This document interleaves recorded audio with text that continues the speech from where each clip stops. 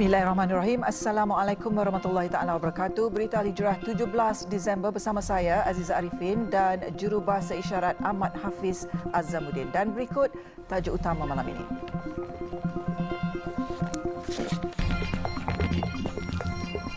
Sembilan rumah terjejas tanah runtuh pusat bandar Puchong. Penghuni PPS palsu naik berganda cuba kaut duit bantuan banjir.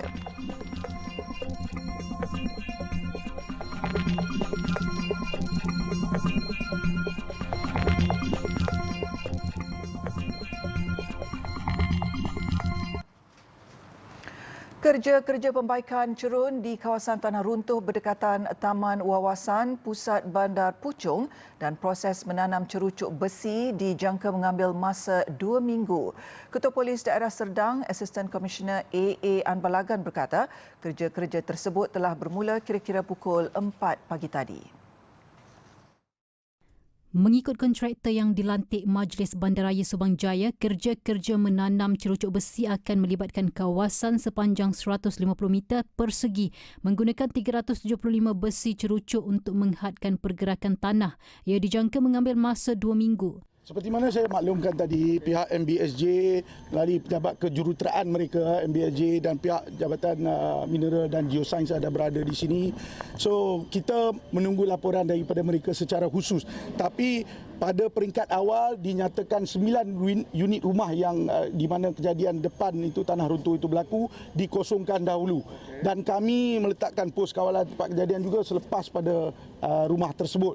Jadi sehingga sekarang kita masih menunggu kalau pihak Jabatan Bomba atau mana-mana jabatan yang berkaitan dengan pergerakan tanah dan sebagainya menasihatkan kepada kita dan saya akan buat.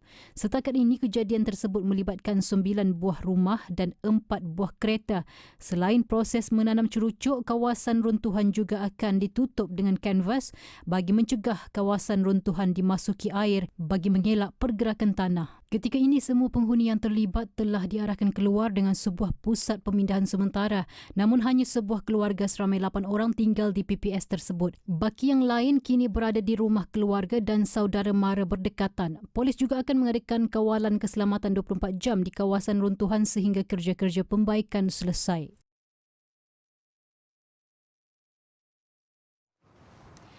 Sementara itu, salah satu unit rumah yang diduduki pasangan suami isteri menceritakan detik cemas apabila terdengar bunyi dentuman dan juga jeritan jiran untuk keluar rumah. Ketika kejadian, hujan lebat dan mereka hanya tinggal berdua di kediaman itu. Mereka yang panik sibuk menyelamatkan ahli keluarga. Semasa ni 2 orang. Masa yang dia berlaku 2 orang juga. 2 orang juga. Aunty dengan uncle ya. Lah. Ya, terkejut tapi amat how to say jangan apa dah how to say ya. Lepas tu I call lah pun rasa macam mana ada hati macam tak ada no peace sebagainya lah. Orang jerit-jerit semua kan. I pun tak berani dekat. I takut dia runtuh macam sambung-sambung. So I call, lepas tu I sudah fikir sediakan barang penting kan. Dan tak keluar. Keluar sebab tu bomba sudah sampai ke apa okey lah. I stable sikit lah. Sekarang duduk mana? Macam saya duduk sini lah. Bila keluar tu ada pergi mana? Kalau nak keluar pergi dah dekat-dekat adik-beradik punya rumah lah. Dekat sajalah Sky sana kondo ke. Mereka ditenangkan polis yang datang melakukan pemantauan.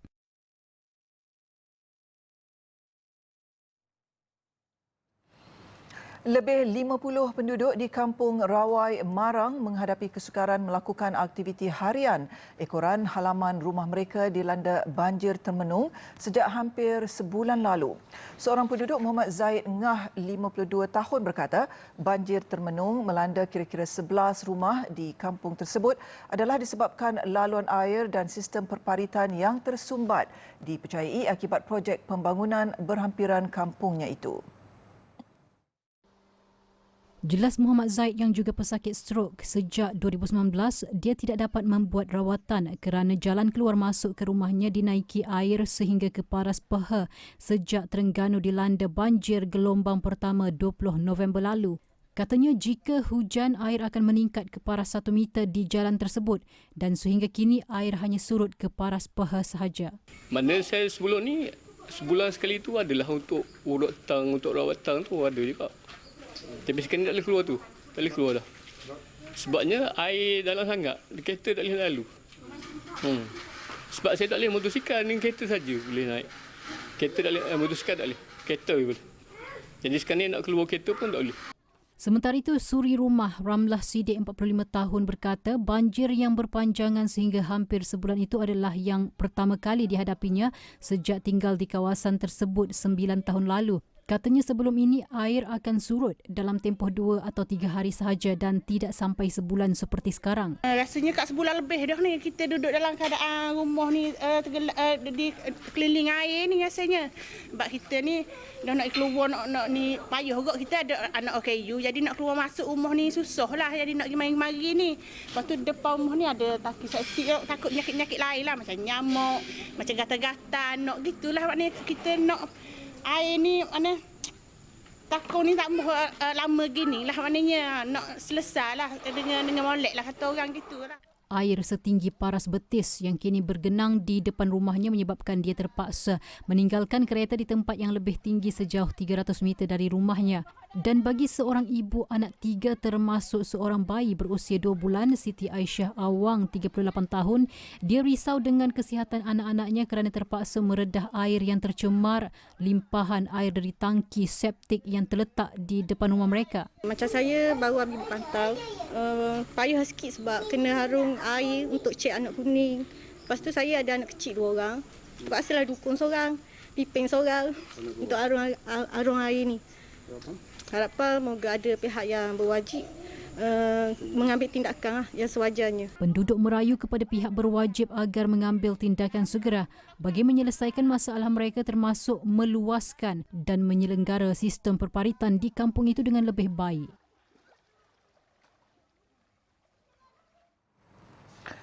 Ada penduduk di Kelantan didakwa sanggup menipu dengan berpindah ke Pusat Pemindahan Sementara PPS semata-mata untuk mendapatkan bantuan banjir, sedangkan kediaman mereka tidak terkesan bencana itu atau setakat dinaiki air pada paras amat cetek. Malah ada dalam kalangan mereka dikatakan turut memanggil anak mereka yang berada di luar daerah lokasi banjir supaya pulang ke kampung halaman dan berpindah ke PPS untuk mendapat bantuan RM3,500 bagi setiap keluarga yang disediakan oleh kerajaan. Tindakan tidak bertanggungjawab itu dipercayai menyumbang kepada situasi pendaftaran PPS meningkat dengan begitu cepat walaupun hanya Sungai Golok di rantau panjang yang menunjukkan bacaan melebihi paras bahaya. Keadaan itu didakwa menyebabkan penduduk yang sepatutnya berpindah ke PPS dan benar-benar layak menerima bantuan berikutan rumah ditenggelami banjir terpaksa menumpang di pondok dan surau berdekatan. Penduduk kampung Tersam Muhammad Irwan Faizal 40 tahun yang ditempatkan di PPS Sungai Gual Tok Deh ketika mendedahkan perkara itu mendakwa situasi yang berlaku kini sangat mengecewakan kerana ramai sanggup mengambil kesempatan demi mendapatkan bantuan banjir yang dianggap lumayan. Minta JKM mari siasat lah. Jadi dengan keadaan tempat tergelam mari daftar tak ada. Jadi kuota penuh. Macam mana tu? Boleh berlaku. Minta pihak berwajib tu rumah siasat lah. Jadi kat dalam ni kawasan tempat tinggi pun mari daftar juga. Dengan keadaan rumah pun tak ada air ke apa, mari berkapun sini minta pihak berwajib mari turun siasat sendirilah. Jadi banyak masalah berlaku sini tu. Beliau yang sudah sebati berpindah ke PPS kerana rumah berada di kawasan rendah berkata, sebagai contoh di PPS SK Tok Deh paling ramai berpindah ke situ setiap kali banjir, hanya sekitar 300 penduduk. Namun kali ini jumlah itu meningkat mendadak mencecah 800 mangsa. Sementara itu, Jabatan Kebajikan Masyarakat JKM mengaku ramai yang mendaftar sebagai mangsa banjir termasuk menggunakan pelbagai taktik untuk ditempatkan di pusat pemindahan sementara PPS di Kelantan pada musim tengkujuh kali ini.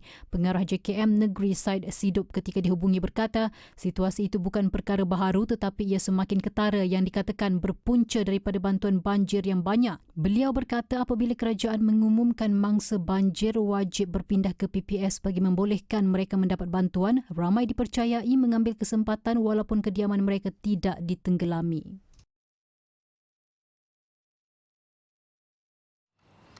Polis sudah merakam keterangan 22 saksi untuk membantu siasatan kes kematian pelajar lelaki berusia 17 tahun yang didakwa dilanggar seorang pegawai kanan polis Perampiran Sekolah Menengah Kebangsaan SMK Jati di Meru pada Jumaat lalu. Ketua Polis Perak, Datuk Seri Muhammad Yusri Hassan berkata, daripada 14 saksi tampil untuk membantu siasatan, 13 terdiri daripada pelajar dan orang awam. Selain 14 saksi itu, polis turut merakam keterangan 8 lagi individu berkait kes ini, menjadikan keseluruhan 22 saksi sudah diambil keterangan. Dalam kejadian kira-kira jam 12.30 tengah hari kemarin, Muhammad Zarif Afendi Muhammad Zamri maut selepas dilanggar seorang pegawai kanan polis yang bertugas di Kedah ketika mangsa dalam perjalanan pulang ke rumah di Cemor dari SMK Jati. Sebelum kejadian, berlaku pertengkaran membabitkan pegawai polis yang memandu perdua aktiva itu dan mangsa yang dikatakan membuat bising menggunakan motosikalnya. Polis itu dikatakan mengejar mangsa hampir 1 kilometer sebelum merempuhnya dari belakang, menyebabkan pelajar terbabit terjatuh sebelum diseret hampir 5 meter dan meninggal dunia di tempat kejadian. Pada hari sama, polis menahan seorang pegawai kanan polis yang didakwa merempuh mangsa dengan keretanya. Bedah siasat dijalankan ke atas pelajar terbabit di Hospital Raja Pemaisuri Bainun di sini. Mendapati punca kematiannya adalah kecederaan pada dada dan perut akibat kemalangan jalan raya. Pegawai polis itu direman 3 hari sehingga esok bagi membantu siasatan. Sementara itu, keluarga mangsa sudah melantik peguam dari Tetuan Hafarizam Wan dan Aisyah Mubarak bagi memastikan kematian anaknya mendapat pembelaan selayaknya, memandangkan beranggapan remaja itu mati akibat dibunuh. Beliau mahu kematian anaknya disiasat dan dituduh di mahkamah mengikut Seksyen 302 Kanun Keseksaan iaitu membunuh berbanding mengikut Seksyen 41-1 Akta Pengangkutan Jalan 1987.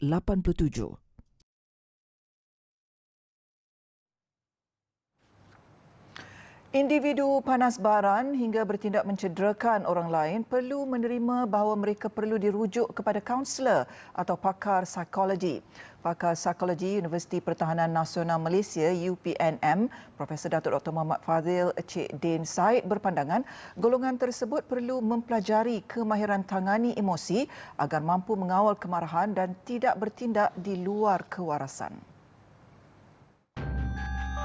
Jelasnya perkara utama adalah setiap individu perlu mempunyai kesedaran sama ada memiliki masalah panas baran atau tidak. Psikopendidikan bermakna kita tahu bahawa seorang yang panas baran macam aku ini akan cepat marah, akan cepat teruja, akan cepat memberi gerak balas kepada rangsangan-rangsangan yang kecil, yang simple, tetapi gerak balas aku besar, agresif. Jadi bila dia sedar, faham dan tahu, maka dia kena ada coping skills. Orang ini mesti pergi belajar sebab coping skills ni ataupun kemahiran untuk nak menangani kemarahan ini, dia perlu dipelajari. Dia perlu ada dengan seorang kaunselor ke ataupun seorang ahli psikologi ke yang akan dapat membantu dia untuk nak mengurus kemarahan tersebut daripada masa ke semasa. Sementara itu, dari sudut pandang agamawan pula, individu yang berdepan situasi yang mampu mencetuskan perasaan marah boleh menjadikan nasihat Nabi Muhammad SAW sebagai contoh untuk menangani emosi. Bila kita sedang marah, Nabi ajar nombor 1, ucaplah a'udzubillahi minasyaitonirrajim. Ini berdasarkan hadis. Nabi kata bila Nabi pernah tengok seorang sahabat dia marah, Nabi kata kalau dia mengucapkan a'udzubillahi minasyaitonirrajim, pastilah hilang kemarahannya. So maknanya kalau dalam situasi yang kita tak boleh nak marah, terutama bila kita duduk di atas jalan raya, banyak ucap a'udzubillahi minasyaitonirrajim, a'udzubillahi minasyaitonirrajim. Kerana apa? Kerana marah ni pada syaitan yang selalu mendekati kita dan sebagainya. Seterusnya, menukar posisi asal atau meninggalkan tempat tersebut. Diam dan tidak memberi respon menggunakan kata-kata, ambil wuduk dan solat antara usaha yang boleh dilakukan ketika berdepan situasi itu. Perkembangan kes bunuh kanak-kanak autistik Zain Ryan Abdul Matin, polis selesai memeriksa beberapa kediaman yang tidak berpenghuni di Blok R, Apartmen Idaman, Damansara Damai. Difahamkan pemeriksaan dilakukan di aras 3 dan 4 bangunan terbabit. Usaha tersebut dipercayai bagi mengesan kemungkinan terdapat jejak pembunuh Zain Ryan. Sepasukan anggota unit berkenaan dengan kekuatan kira-kira 17 orang dilihat tiba pada pukul 3 petang sebelum beredar jam 5 petang. Ketua Polis Selangor, Datuk Hussein Omar Khan berkata, setakat ini tiada mana-mana individu boleh dikaitkan dalam kes bunuh kanak-kanak tersebut dan operasi mencari bukti masih diteruskan di sekitar lokasi penemuan mangsa. 172 individu sudah dirakam keterangan yang mana membabitkan ibu bapa, saksi, jiran dan penduduk sekitar.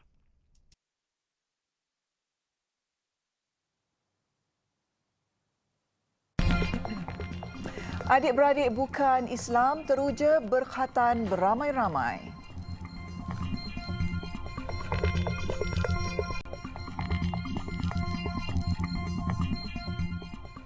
Alhamdulillah, bertemu kembali. Dua beradik berbangsa India antara yang berkhatan beramai-ramai dalam majlis dianjurkan oleh sebuah hotel di Seremban. Sachin Raj Kumar dan J. Raj Kumar masing-masing berusia 7 dan 8 tahun teruja untuk merasai pengalaman berkhatan seperti rakan-rakan Muslimnya yang lain. Dari pagi, baru pagi mandi pula sejuk. Mandi, macam rasa takut lah pagi tadi. Lepas tu tedak. Dah okey sekarang. Dah rasa dah boleh sunat. Boleh dah sunat. Tapi takut. Sementara itu, bapa kepada dua beradik itu, Raj Kumar Selvaraj, menyatakan berkhatan merupakan satu perkara yang baik dan ia sememangnya diterapkan dalam keluarga mereka apabila dirinya sendiri juga pernah berkhatan sewaktu kecil menggunakan kaedah tradisional. Sebab dia bagus untuk berkhatan ni sebab dia ramai-ramai kan. Sebab saya pun memang India tapi saya pun pernah sunat juga. Sunat kampung lah kan. Tapi bukan sunat macam ni. Itulah bagus untuk anak saya. Saya pada dulu memang saya nak buat. Tapi start dalam sekolah ni, dia cakap dalam sekolah ni, dia cakap berkhatan yang menjadi sekolah kan. Saya bawa anak saya datang sini. Seramai 27 kanak-kanak termasuk anak yatim dan golongan kurang berkemampuan disantuni menerusi program Jom Khatan at Sri Malaysia di Seremban. Pengerusi rangkaian Hotel Sri Malaysia Dr. Zaharuddin Othman berkata, ia merupakan satu timbal balik daripada pihaknya sebagai penyedia perkhidmatan kepada masyarakat dengan menyantuni kanak-kanak menerusi program berkhatan secara percuma. Aktiviti hiburan selingan turut disediakan buat kanak-kanak yang menunggu giliran untuk dikhatankan. Ianya adalah salah satu daripada pelbagai program tanggungjawab korporat kami. Dan kami tahu dan kami yakin bahawa keuntungan bukan semata-mata. Jadi program seperti ini adalah untuk kita mendekati masyarakat dan mengembalikan semula apa yang telah mereka berikan kepada kami daripada segi menerima perkhidmatan kami. Banci Pertanian 2024 bagi penyediaan indikator sektor pertanian yang akan bermula Julai tahun depan akan melibatkan semua negeri.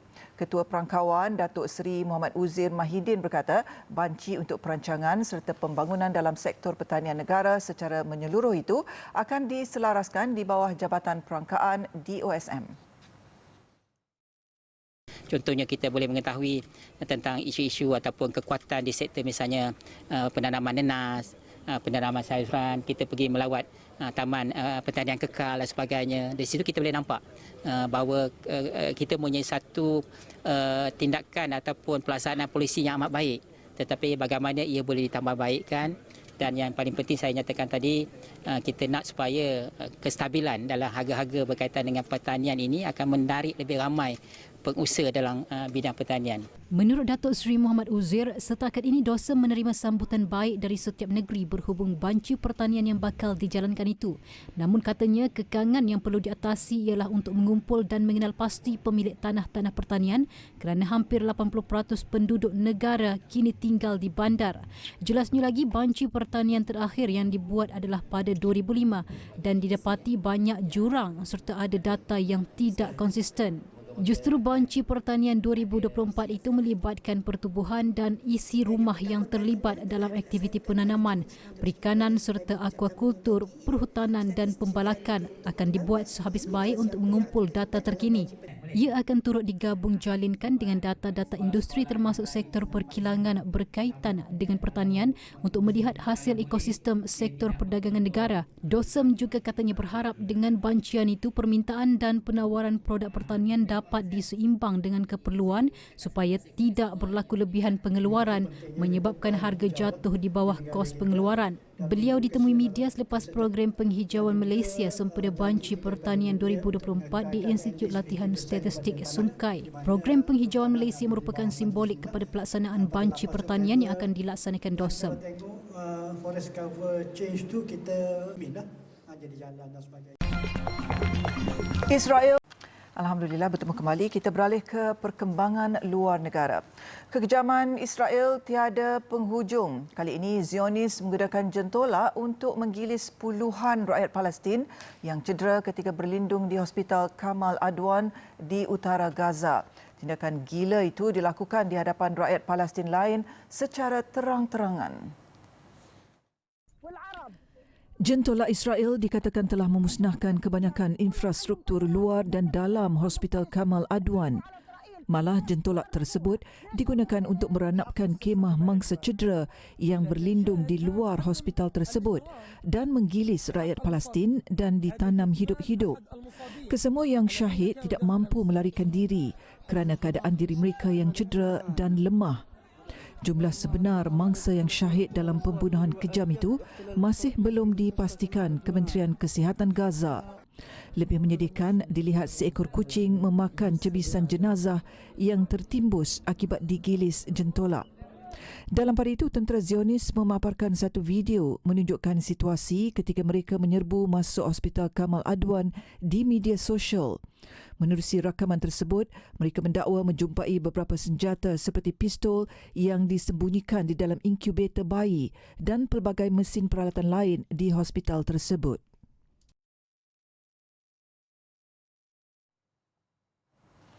Perdana Menteri Israel Benjamin Netanyahu mengaku bersedih atas kelemahan tenteranya yang tersilap bunuh 3 warga Israel yang menjadi tebusan Hamas semalam.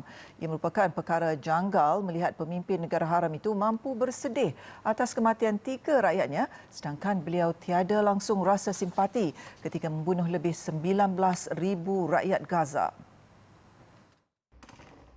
Semalam, media melaporkan tentera Israel tersilap tembak 3 tebusan warga Israel ketika pertempuran dengan Hamas di Gaza. Mangsa dikenali sebagai Yotam Haim, Samir Fuad Al-Talalka dan Alon Lulu Shambris. כשעדכנו אותי על הטרגדיה הנוראה, זה עלם בי. אלון, סמר ויותם שרדו את התופת במשך 70 יום. הם היו כפסע מהחופש. הם ממש נגעו בגאולה. ודווקא אז קרה האסון. זה שבר לי את הלב, זה שבר לאומה כולה את הלב. וליבנו יוצא למשפחות בשעת יגונן הכבד. Netanyahu memberi alasan tekanan tentera perlu dilakukan untuk membebaskan kesemua tebusan warga Israel. Beliau dalam pada itu cuba memujuk rakyat Israel yang kecewa dengan insiden tersebut dengan menyatakan selepas Hamas ditewaskan, semenanjung Gaza akan di bawah kawalan keselamatan Israel dan tiada lagi ancaman kepada penduduk negara haram itu. Remaja Palestin yang dibebaskan dari penjara Israel ketika tempoh gencatan senjata bulan lalu dihalang Zionis untuk ke sekolah. Larangan itu dibuat Kementerian Pendidikan Israel kerana pembebasan pelajar tersebut sebahagian daripada penukaran tebusan dengan pihak Hamas. Selepas beberapa bulan dipenjara oleh Israel tanpa bicara, Ahmad Salemeh dan rakan-rakannya mahu kembali ke sekolah untuk meneruskan pengajian mereka. Namun impian remaja-remaja di Baitul Maqdis itu dinafikan penjajah Israel yang sesuka hati membuat undang-undang di Palestin. لو ابنك مروح بالصفقة ممنوع يجي لا هو ولا أي أسير مروح بالصفقة. أنا زعلت كثير وبعد ما Menurut remaja itu, dia mahu mendapatkan pendidikan bagi membolehkannya memperoleh kerja dengan gaji yang besar, seterusnya membantu keluarga. Jika Israel terus sesuka hati menyekat pendidikan rakyat Palestin, ia dibimbangi menggelapkan masa depan generasi muda negara itu. Sementara itu, Israel memaklumkan status kebenaran remaja Palestin yang dibebaskan dari penjara untuk ke sekolah mungkin akan dilihat semula pada Januari tahun depan. Masalah bekalan elektrik yang terputus dan permintaan tinggi perkhidmatan menjahit menyebabkan seorang rakyat Palestin bertindak kreatif menggunakan sebuah basikal untuk menghidupkan mesin jahit. Usaha itu menjadi penyelamat kepada ramai pelarian Palestin yang mempunyai pakaian koyak atau rosak dan tiada ganti disebabkan mereka meninggalkan rumah sehelai sepinggang ketika serangan Israel. Hassan Dula berpindah dari kem Shati di utara Gaza ke Rafah bagi membantu pelarian Gaza di sana. Jelasnya dia terpanggil untuk berpindah ke sana selepas mendapat permintaan tinggi dari rakan-rakannya yang berlindung di Rafah, memandangkan harga upah jahit di sana terlalu mahal. اضطريت أسعى لماكينة خياطة وجدتها. استرجعت الفكرة تبعت الجدود الماكينة اللي على الرجل. وقعدت شوي هيك صفنت رحت جبت قشاط سيارة وجبت بسكليت وجبت طاولة وجربت الفكرة نجحت. هي مجهضة شوية بس احنا بنهون على الناس في ظل الحصار والحرب الموجودة على غزة والنازحين طلعوا من غير ملابس من غير أواعي مع أطفالهم والوضع كرب في رفح. Jelasnya penggunaan basikal itu sebagai alternatif menggerakkan mesin jahit semasa ketiadaan elektrik dan ia merupakan masalah utama di Palestin kerana perkara itu kerap berlaku. Hassan memaklumkan dia akan terus menggunakan mesin jahit ciptaannya itu sama ada peperangan sudah berhenti ataupun tidak bagi membantu pelarian yang kesusahan. Laporan itu mengakhiri berita Al-Hijrah malam ini. Saya Aziza Arifin dan jurubahasa isyarat Ahmad Hafiz Azamuddin. Satukan ummah dengan ilmu bagi memperkasa Malaysia Madani. Assalamualaikum dan selamat malam.